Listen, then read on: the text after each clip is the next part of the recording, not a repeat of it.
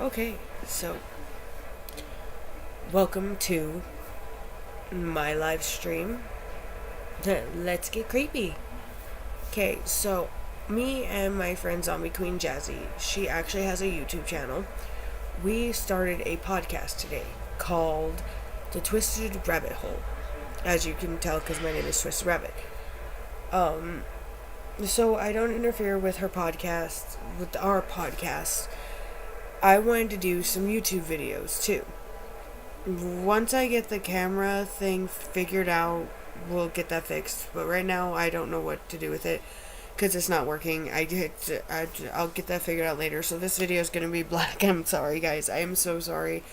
While I'm sitting here talking to you, I'm also going to try and figure it out. Music stopped. That's creepy. Why did you stop?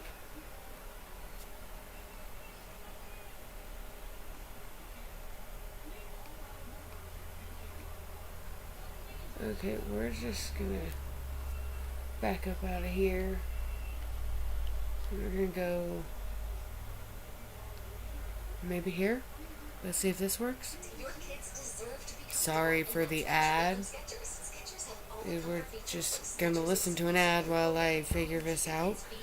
But in our creepy little podcast, we're gonna have some funny things and we're gonna have some creepy things. Our first one is getting to know us. I've had more paranormal experiences than my best friend slash sister. So a lot of it is me talking about my paranormal experiences and what happened with me. Some of it's her sleep paralysis.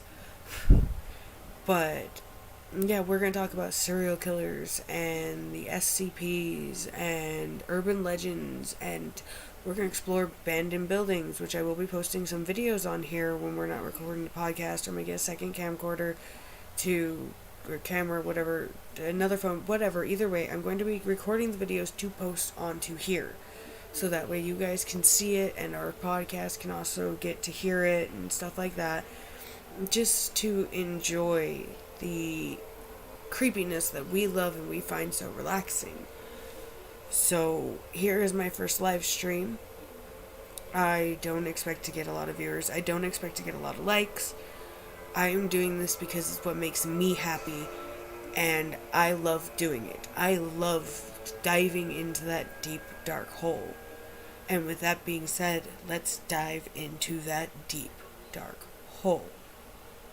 So, next week on our podcast, we will be talking about Jack the Ripper.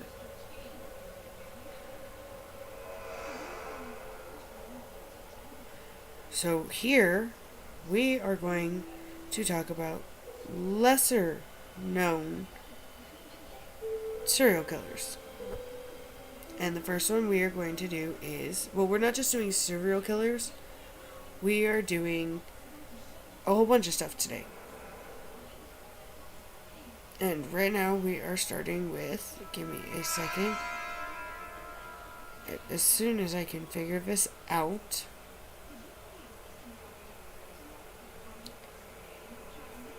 We are going to do the alphabetic killer. As soon as I can get it.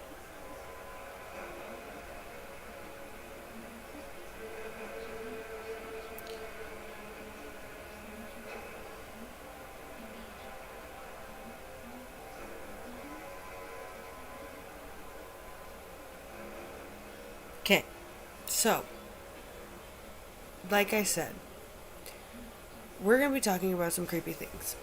And we're going to start off with a lesser known serial killer.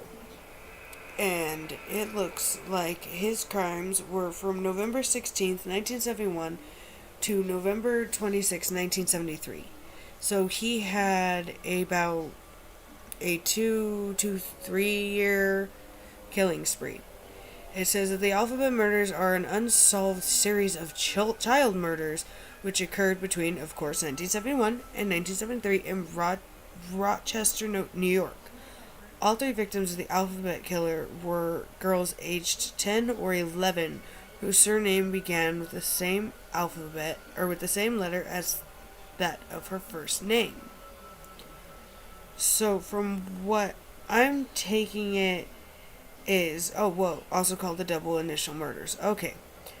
So basically, he killed people with the same first letter of the last name and the first name. Um, he looks pretty creepy. I wish I could show you guys. Now, it says here that each victim had been sexually assaulted and murdered by either manual or ligature strangulation before her body was desecrated in or near a town or village also beginning with the same letter as her initial. That that kind of disturbs me because like you never know when these people are gonna come back. Like it might not be the same person, but you never know. Like if you've ever seen the movie Copycat, there are people out there that are willing to copy these serial killers. Like they're willing to. They have an infatuation with these people, with these monstrous abomination of a human being. And they some like to copy like Ted Bundy or Jeffrey Dahmer or John Wayne Gacy or Charles Manson. But there are those people that go for the littler serial killers, the more unknown ones. So it says the murders were committed by this unidentified serial killer, became known as the alphabet murders and the double initial murders, due to the fact of each of the victims' first and last names begin with the same letter. Furthermore, each body was found in a town or village with a name beginning with the same letter as the victim's initials. So, with that being said, I find that very disturbing because just first off, you had to have done a lot of research and a lot of stalking to be able to find these people, these kids with these names and like just it's scary. It really is because you don't know what's going on. You don't know if you could be the next one. And like, yes, the murders happened in the 70s, but you don't know if your kid's safe anymore. You don't know if, he could come back for them or like if his kids, if he had any or anything like that. You don't know these things. And because you don't know these things, it's scary. And it's just like people with the Zodiac Killer, or people with like it's just there are copycats out there, guys. There are. People will copy fucking like I said, next week we're doing Jack the Rippers and people could copy Jack. They really could. It doesn't matter what can happen. It's the fact of what if. What if the alphabet killer came back? What if the son of Sam came back? What if, there's always that what if. We are never safe. There are serial killers out there right now. Serial killers could be watching this stream. I will not deny that I have an infatuation with serial killers. My sister has an infatuation with serial killers. She had an whole entire book on them one time. My friends are infatuated with serial killers. We are infatuated with the dark, the macabre, the morbid, the twisted, the bloody. We are a group of very, very strange people. And it doesn't help that these serial killers just keep coming out of nowhere. And like I said, there's not a lot to be worried about because he's in jail, he's dead, whatever. I don't know yet. I haven't gotten into the full thing yet because we're going to go into it slowly. It's just all of these things. Right now, I am trying to get the images for you guys to see his victims, for you guys to see the faces of the 3 little girls he killed. And, like, I don't know if I'm going to do that, or if I'm just going to post something just to cover up the screen so that way you guys aren't staring at black. Because, like, while I'm talking about that, I'm also trying to do this for you guys too, so you have something to stare at least. Like, something. And it's really pissing me off. I'm sorry for the cussing. This isn't for children, though. I think I need to change that in the settings. I just haven't. But, this isn't something for kids. It's not. No kid should ever have to go through this. No kid should ever have to know what a serial killer is. But I'm glad I learned when I was younger. Because if I wouldn't have learned about all this, I wouldn't be prepared for the things that could be going my way. Coming my way. Whatever you want to say. Like, I am prepared. I know what to watch for. And it's sad that we have to prepare our kids nowadays to have to watch for that. To have to watch for the creepy guy standing around the corner. Or the guy that, you don't know if this could happen or this could happen. Like, it's a very scary day and age anymore. And back then, there wasn't a lot to worry about. There were serial killers. There were. But around the Manson time, like, if you watch Annabelle and stuff, they're right. You didn't have to worry about locking your door until all that stuff happened. And it's sad that now we have to lock our doors. We can't trust anybody we come in contact with. We have to question everybody's motives because everybody is so well hidden. You know what I mean? Like, you could be standing next to a psycho and not know it. And that's scary. That really is, because, like I said, there's just some things that you don't think could ever happen. And they do. And it's not okay. It's really not. Because, like, you don't know who's safe. You don't know what could be happening in your own backyard, per se. And it can get bad. So, we're going to his first victim. His first victim was Carmen Colon? I don't know how to pronounce her last name.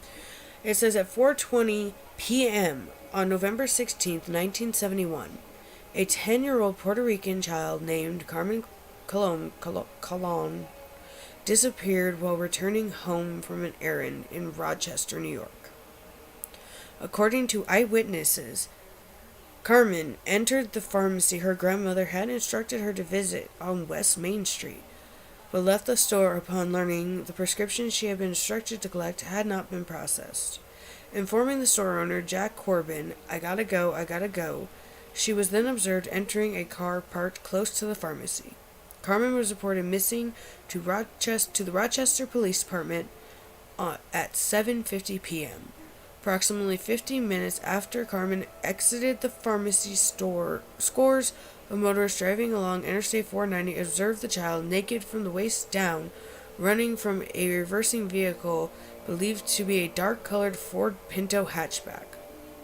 Frantically waving her arms and shouting in attempts to flag down a passing vehicle, at least one of the witnesses observed Carmen being submissively led back to this vehicle by her abductor.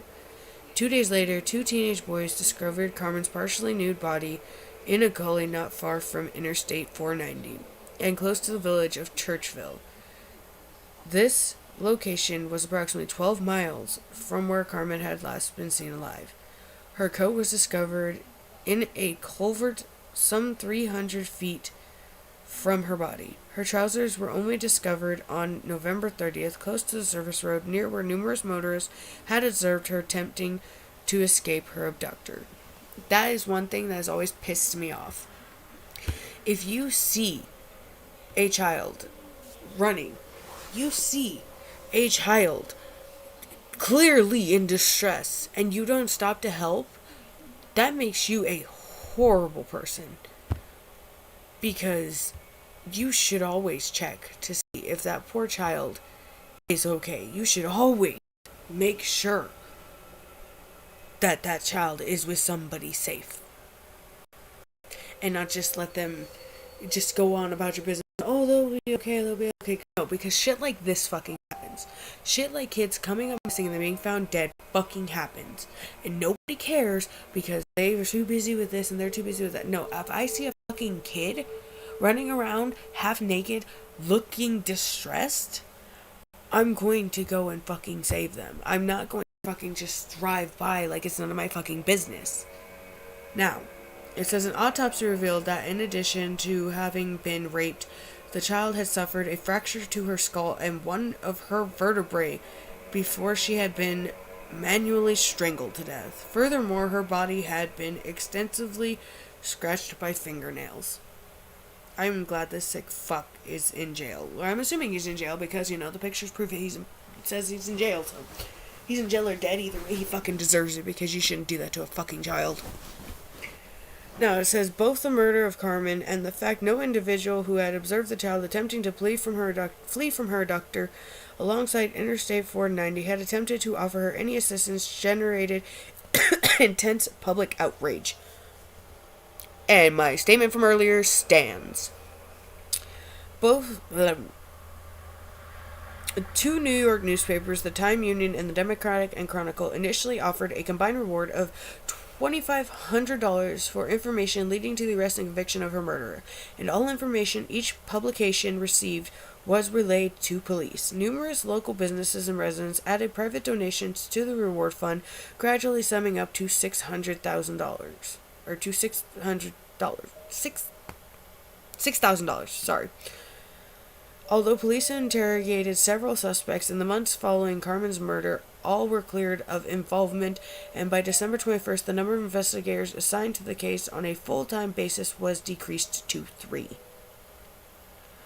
In early 1972, 5 large billboards, each measuring 30 feet by 12 feet, were erected alongside major Rochester expressways. Each bore 8 feet, 2.4 meters. High picture of the child alongside the headline, "Do you know who killed Carmen Corleone?" Free use of these billboards were given for 1 month by the Rochester Outdoor Advertising Company. Each offered a $6,000 reward for information leading to the arrest and conviction of Carmen's murderer or murderers. In addition to displaying the telephone hotline number, a postal address, each established the previous November to encourage the police to submit anonymous information, although this tactic generated several new leads, all failed to bear fruition. I have no words for it. I have no words for how people are just... Sometimes humanity disgusts me. It really does. Like, how could you let that poor innocent child just run around and die? How? How could you just do that to them? It makes no sense. I almost want to cry just because some people are just fucking monsters. And he is one of them. He is a monster. And he deserves everything coming to him or that has come to him. He deserves to be castrated and everything else that you can possibly think of. He doesn't deserve... Humans like that don't deserve to live. They don't. And I will stick by that for the rest of my life. I feel that people that do that to a underage child deserve everything bad coming to them. They deserve every ounce of pain, every ounce of torture, because they could do that to a child.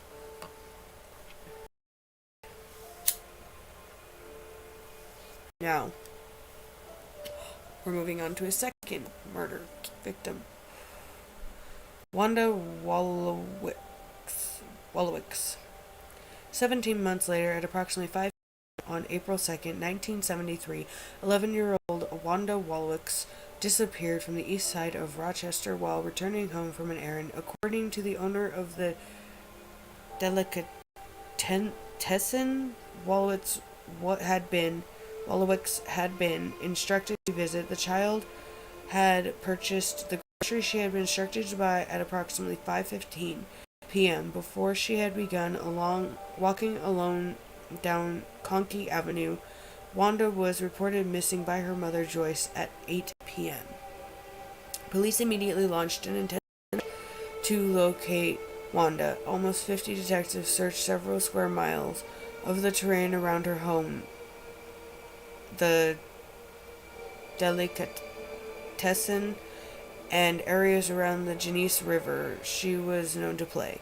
These searches failed to locate the child, although several neighborhood residents recalled observing Wanda struggling to carry the bag of groceries walking just north of Avenue B. 3 classmates specifically observed Wanda bracing the bags against a fence so that she could improve her grip upon the bag as a brown vehicle drove past her. See, now the reason that I am so fired up about this is I am a mother of two boys. My oldest son is 8, and my youngest son is turning 7 in September. I pray that if anybody were to ever see them in any situations like this, that they would stop and help them.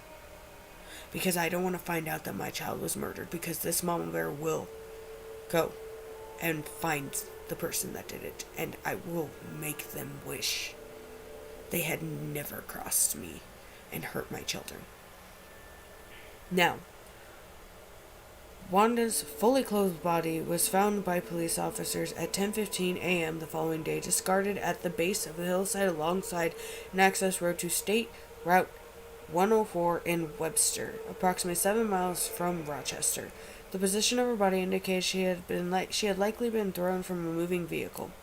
She had with her body rolling down the embankment. An autopsy revealed she had been sexually assaulted, then strangled from behind with a ligature, most likely a belt. Several defense wounds indicate Wanda had fought her murderer. In addition, her body had been redressed after death. The autopsy also revealed traces of semen and public hair upon the child's body. Furthermore, several strands of white cat fur were found upon her clothing, although Wanda's family did not own a pet with this color of fur. See, and back then it was a lot harder for them to do DNA tests and stuff. It was a lot harder for them to find murderers and stuff off of DNA. It's not as easy as it is now. As had been the case with Carmen, investigators established an anonymous telephone hotline in addition to distributing numerous flyers throughout Rochester appealing for information. A reward of $10,000 for information leading to the arrest and conviction of Wanda's murderer was also established.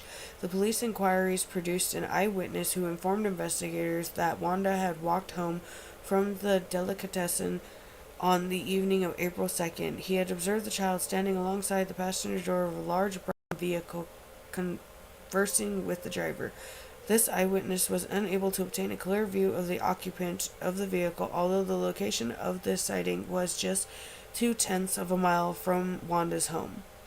Another individual who contacted investigators following the installation of the anonymous hotline informed investigators she had observed a man forcing a red-headed girl matching Wanda's description into a light-colored Dodge Dart on Conkey Avenue between 5:30 p.m. and 6 p.m.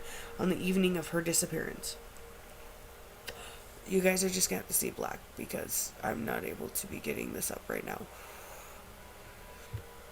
But the fact is that people stepped up for this one, and I'm happy about that, but she still ended up dead. If her classmates seen her, they should have went by her, and just, it upsets me.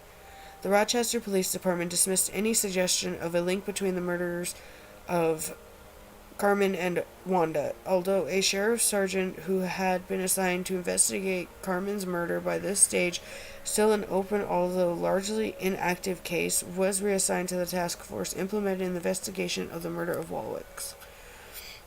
In September 1973, a local television network, WOKR, announced plans to broadcast a televised reconstruction of Wanda's abduction and sequence recovery of her body. This 30-minute episode was broadcasted on October 21st, accompanied by public appeals for witnesses to contact authorities. Although this program resulted in the Rochester Police Department receiving over 200 calls from the public, no useful leads were gained. And that's really sad. It's really sad when anybody has to go through this, any mother or father that has to go through the fact that their kids were abducted and murdered because they sent them to go do something. Grandparents too. it sucks for them. It really does, because of all the stuff that they have to live with. The fact that they sent their child alone, but back then you could. You could send your children alone. They could play alone and stuff, and they didn't have to worry like they do nowadays. And the fact that we have to worry nowadays is sad and pathetic, because we shouldn't have to worry. We shouldn't have to deal with this. It's stuff like this that just, it upsets me. And it's hard to deal with as a mother of my own. I don't want to open the news one day and see that my sons have been murdered. I'm going to let you guys know this now. I do not have my kids. They are with my ex-husband's aunt and uncle. They have adopted them. They are doing good. They are having a great life. And it hurts as a mother not to have them, but that's what happens when you marry a drug addict. So, yeah. But either way, back to this.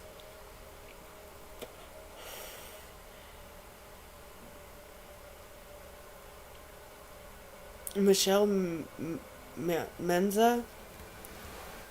7 months later, on the evening of November 26, 1973, 11-year-old Michelle was reported missing by her mother, Carolyn, after she failed to return home from school. Subsequent investigations were determined that Michelle was last seen by her classmates at approximately 3:20 p.m. walking home alone en route to a shopping plaza located close to her school, with the intention of retrieving a purse her mother had left inside a store within the plaza earlier that day. Approximately 10 minutes later, a witness observed Michelle sitting in the passenger seat of a beige or tan vehicle traveling at high speeds on Ackerman Street before turning onto Webster Avenue. According to this witness, the child had been weeping. At 5:30 p.m. on November 26, a motorist observed a man standing by a large beige or tan vehicle with a flat tire parked alongside Route 350 in a town of Walworth, holding a girl he strongly believed to be Michelle by the wrist.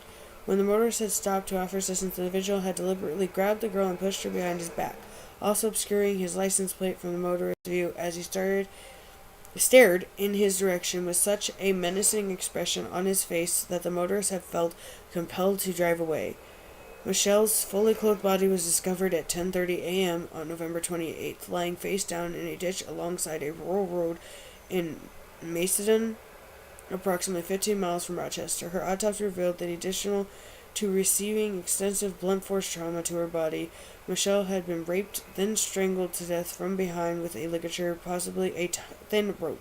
Numerous strands of white cat fur were discovered upon her clothing. Leaf samples matching the foliage where her body was discovered were recovered from within one of her clenched hands, indicating she had likely been strangled to death at or near the location where she was found. Investigators were able to retrieve a partial palm print from her neck and traces of semen upon her body and underwear. Forensics analysis of the semen samples determined she had been raped by one individual. An analysis of the contents of Michelle's stomach revealed traces of a hamburger and onions which had been consumed approximately 1 hour before her murder. Giving credence to earlier reports of a girl matching Michelle's description have been seen in the company of a Caucasian man with dark hair, aged between 25 and 35, approximately 6 feet tall, and weighing 165 pounds, both at a fast food restaurant in the town of Penfield at approximately 4:30 p.m. on the afternoon of her disappearance, and alongside Route 305 approximately an hour later. Carmen, Wanda, and Michelle's were each laid to rest in Rochester's Holy Sepulchre Cemetery. Carmen's funeral was conducted on November 22, 1971. Her funeral mass was attended by 200 mourners. Wanda was laid to rest on April 6, 1973. She was laid to rest with a small white and gold casket following a service officiated by the Reverend Benedict Ekman. Michelle's funeral was held at the Corpus Christi Church on December 1st, 1973. Her open casket funeral service was attended by scores of mourners. At the conclusion of Michelle's funeral service, her father, Christopher, stated to the mourners, "She was a sweet little girl. She didn't fight much." All three child murders generated intense public outrage. Each received intense publicity. Following the murders of Michelle Investigators released a composite drawing of the individuals seen with the child by numerous witnesses to the media. They also installed a telephone hotline exclusively devoted to the manhunt for the predator, whom they strongly suspected had committed all three murders. Anonymity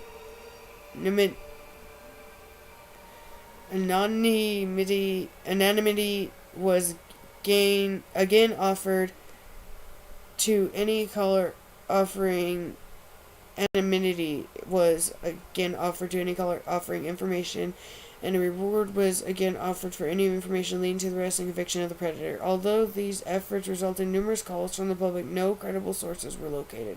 Although investigators investigated more than 800 potential suspects in relation to the Alphabet murders, the predator or predators of the homicide were never caught, and the case remains unsolved. As each child hailed from a poor Catholic family, had few friends, and had recently experienced issues such as bullying or poor academic performances at her school, investigators have not discounted the possibility the murder may have been employed by or held knowledge of the practices of a social service agency in his efforts to initiate contact and gain trust of each victim.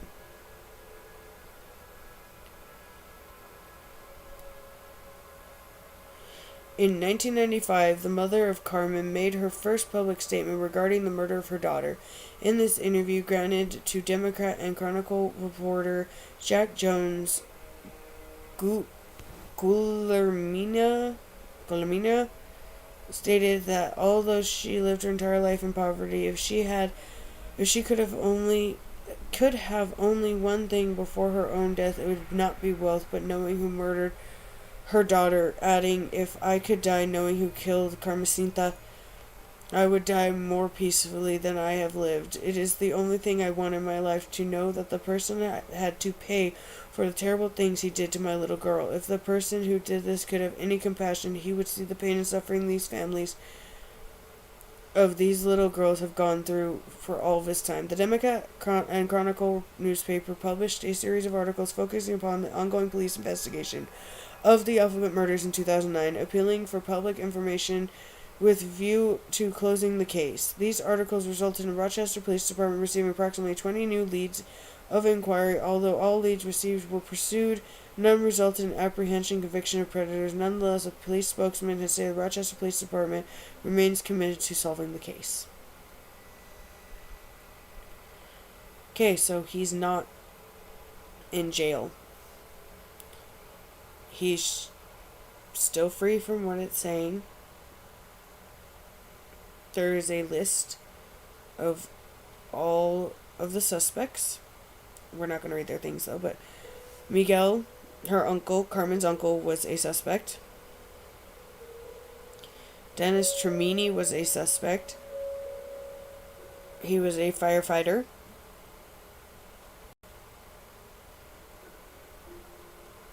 He was a prolific serial offender known as the Garage Rapist. Kenneth Bianchi was another suspect, and Joseph Nasso was in 2011, a 77-year-old, okay, we're going to read Joseph's. In 2011, a 77-year-old named Joseph was arrested by Reno, Nevada for the murders of 4 women in California committed between 1977 and 1994, all of whom believed to have been prostitutes, and all of whose surname began with the same letter as that of their first name. Nasso was a New York native who lived in Rochester during the early 1970s, who is known to have regularly traveled between New York and California. Initially described by authorities as a person of interest in the Alphabet murders, DNA testing has confirmed Nasso's DNA is not a match to the semen samples recovered from the body of Wanda. Nasso has been on trial was brought on trial on June 18, 2013, charged with the murders of 4 California Alphabet murder victims, and was anonymously convicted of each murder on August 20th.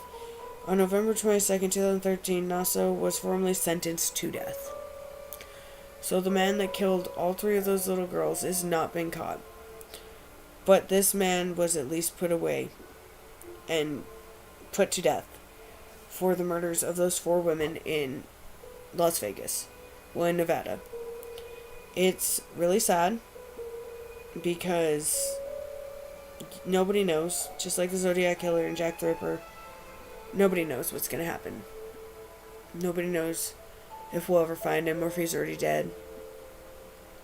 It's really sad to see that all of these child cases are always left unsolved. Not always, but a good majority of them are left unsolved.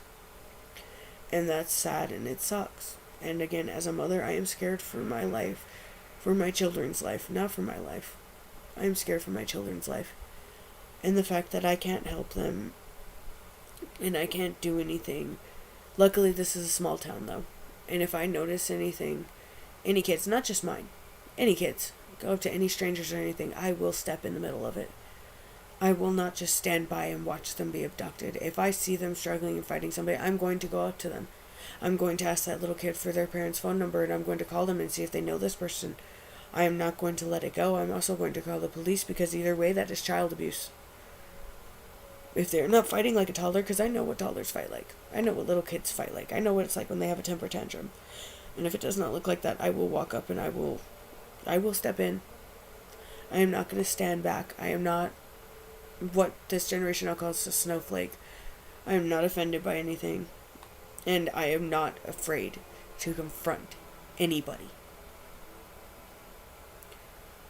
But that is it for my stream for tonight on the Alphabet Killer. It was sad. It is sad that it is still open, and it will probably always be open, but that's part of the podcast and that's part of this channel. I will still be streaming games every once in a while, but at least every night, I'm going to try every night, if not every other night, or at least every week, I will have a video up with a new urban legend or a new unknown serial killer, or lesser known serial killer, I should say. And we will keep talking about it, and I will give my opinions. And I hope you guys enjoy this video. I hope you guys enjoy the stream. I don't have very many viewers now. Like I said, I don't plan to. But, maybe someday I will. Because this is a passion for me. I do work a lot. But when I have the free time for my podcast and for my YouTube channel, I will post as much as possible.